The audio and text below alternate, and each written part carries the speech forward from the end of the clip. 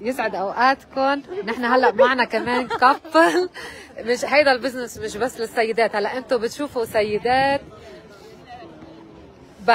بس كمان هيدا البزنس سيدات ولرجال وللكابل رجال ومع مرته مع بعضهم بيعملوا هيدا البزنس. اعطونا رايكم انتم كيف لقيتوا هيدا البزنس بين انه اغلبيه بياخذ نظره انه هيدا بس للستات، هولي بس لا بالعكس، احنا يمكن المفارقه اللي احنا موجود عندنا انه انا اللي بديت هذا البزنس، ومروه كانت من المعارضين لدخولي لهذا البزنس. يمكن انتم تسمعوا عن قصص انه بالعكس الرجل يكون هو المعارض والزوجه اللي هي ترغب. لا احنا كنا بالعكس، انا كنت اريد، هي كانت معارضه من بدت. يعني سبب كان معارضتها يمكن لانه ما فهمت البزنس.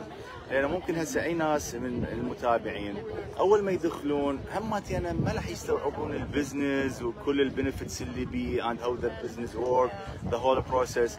They will take little bit time حتى يفهمون البزنس بصوره كامله. لكن انا سويت دراسه عليه بالنسبه لي من دخلت، وكان عندي بعد نظر، يعني كنت انظر للامام انه شنو هذا البزنس وشنو هذا حيقدم، وكنت مؤمن بيه بهذا البزنس. فلهذا احنا يعني في وقتها قعدنا مع بعض وتكلمنا انه شنو وجهه نظري، شو وجهه نظرها، شنو يعني الفيجن مالتي، يعني شلون دا اشوف بعد مرور سنه او سنتين لهذا البزنس.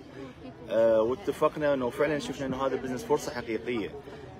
احنا معنا هوايه رجال بهذا البزنس، هيدا مش بس للنسوان. بالضبط، لان احنا كلنا هماتنا انا كرب عائله وعندي اولاد وزوجتي، تفكيرنا انه نبني حياه كريمه لاولادنا ونبني لهم ليجاسي، لانه مثل ما تعرفين هذا البزنس مورث.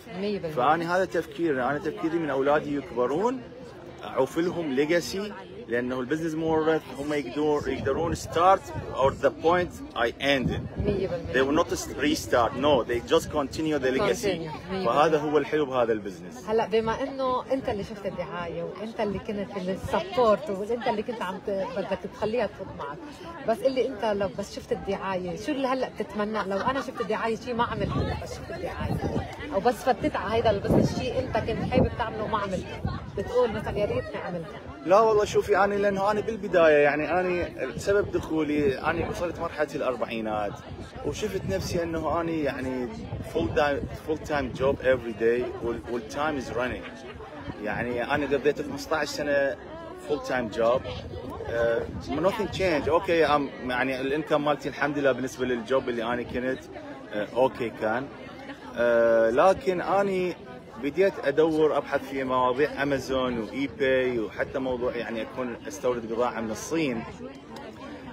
لكن اللي شفته انه ما كنت ارغب انه ادخل في موضوع تخزين بضاعه وشحن بضاعه واكون مسؤول عن توريد البضاعه.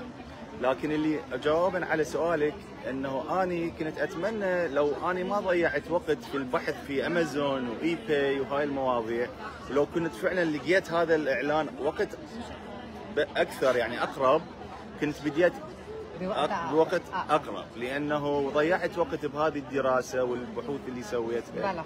وبعدين وصلت النتيجه انه ما اقدر اشتغل هذا البزنس، لانه ما اريد اصير ان تشارج بتقسيم بضاعه.